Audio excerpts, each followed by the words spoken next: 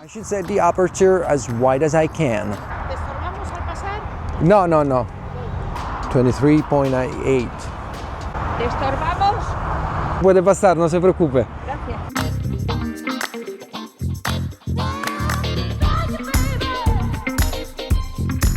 So I just put it on and then play around with it until I'm happy and I'm able to keep the aperture that I want for the shot.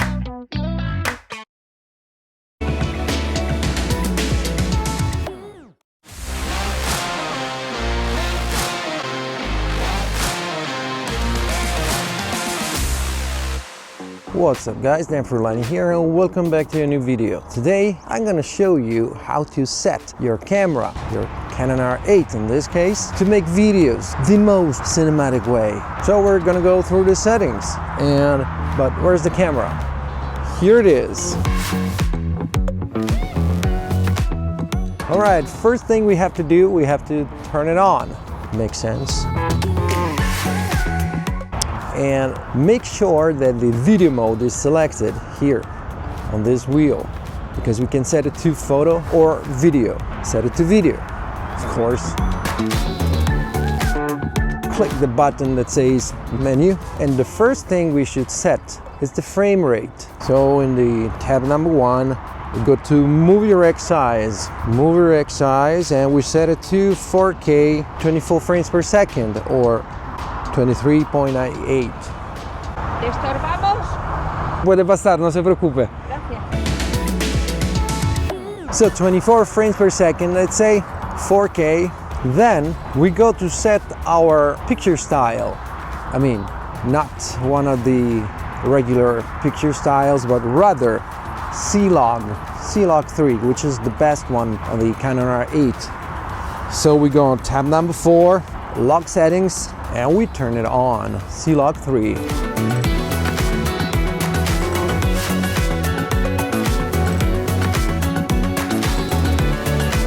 Then we have to make sure we get the most natural motion blur in the movement in the shot, so that it looks natural or cinematic, let's say, because it's the way we see it when we watch movies. And we set the frame rate to 24 or more or less 24 frames per second, because it's the minimum frame rate per second that makes us perceive the images, the 24 images in a second, as a movement, as I was saying, to make sure we get in this movement the most natural motion blur, so that it's not too blurry or too jittery and weird.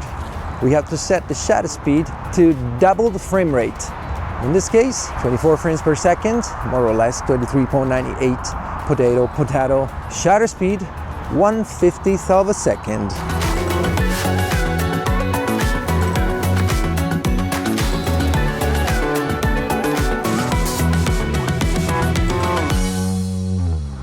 Then we set our aperture, and that depends on the lights in the scene. But if I want the most shallow depth of field, bokeh, blurry background, I should set the aperture as wide as I can. ¿Te estorbamos al pasar?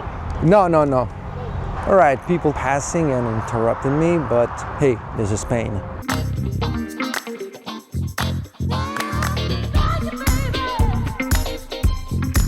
To keep the aperture as wide as possible, you can set it to f4, 2.8, f2, f1.8. It depends on your lens and on your personal preferences, how shallow you want the depth of field. For the video to look cinematic, we are not obliged to blur the background to oblivion.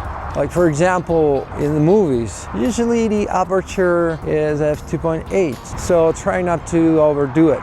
What happens when you're like outdoors and there's so much light that you want to set the aperture very wide? We get too much light and everything gets overexposed. So first thing we should set is the ISO as low as possible. But in this case, since we're using C-Log 3, the basic ISO, or native ISO, basic, the minimum we should use is ISO 800. Now we definitely have too much light in the shot with these settings, right? What should we do? We can't touch the shutter speed because we're not doing photos here. It's like video. So we want the most natural motion blur, so we don't touch the shutter speed. That has to be double frame rate, 1/50th of a second. Well, we can close the aperture, but yes, we solved the overexposure problem closing the aperture, but we don't have the shallow depth of field that we want. And if we close the aperture too much, we might also lose quality in the video, in the image. So what do? We can't touch the shutter speed. The ISO is already at its minimum, like 800, but we want to keep a wide aperture. Well, in this case, we have to use ND filters. What are they? They're something like this.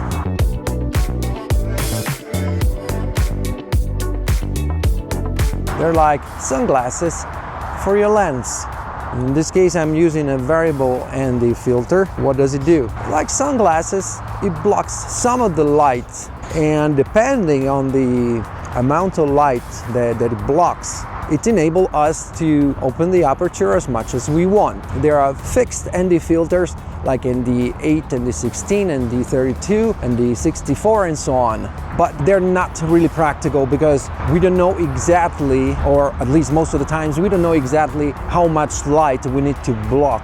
So if we use fixed ND filters, we need to try first with the ND8, then still overexposed, okay, we try ND64, oh, it's too much, now let's try ND32, and so on. We will waste so much time doing that. But if you use variable ND filters, like this one I have here, which is ND8 up to 128, I'm able to rotate this and block the right amount of light. So I just put it on and then play around with it until I'm happy and I'm able to keep the aperture that I want for the shot. So we set everything, well, almost. There are other things equally important. For example, white balance. Of course, you can set it to automatic white balance, AWB.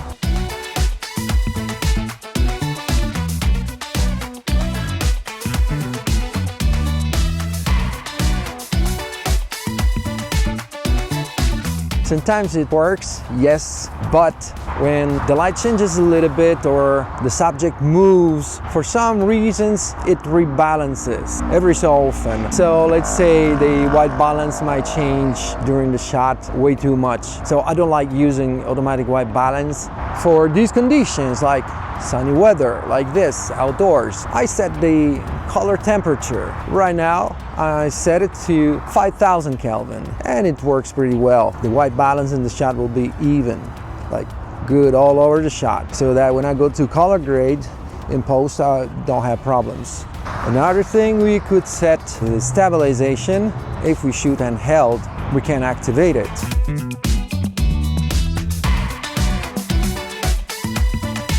I discourage you from using the enhanced stabilization because it crops a lot, and also it's kind of weird, I don't know, sometimes, not always, but you try.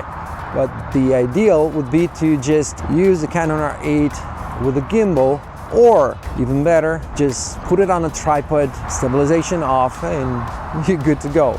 Because if it's on a tripod, it's not gonna go anywhere. Alright, so I guess that's it for today, and I really hope you enjoyed this video, and if you did, smash the like button and subscribe if you ain't already, and I'll see you guys in the next video. Oh yeah!